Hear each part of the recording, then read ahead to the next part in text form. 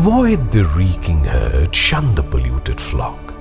Avoid the reeking herd, shun the polluted flock. Live like that stoic bird, the eagle of the rock. The huddled warmth of crowds begets and fosters hate. He keeps above the clouds, his cliff inviolate.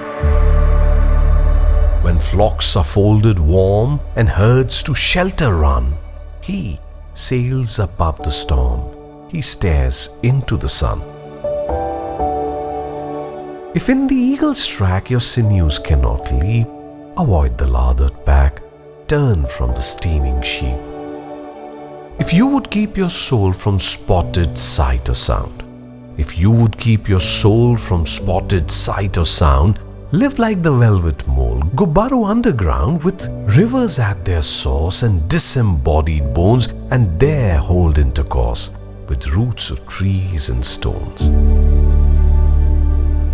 Avoid the reeking herd, shun the polluted flock, live like that stoic bird, the eagle of the rock.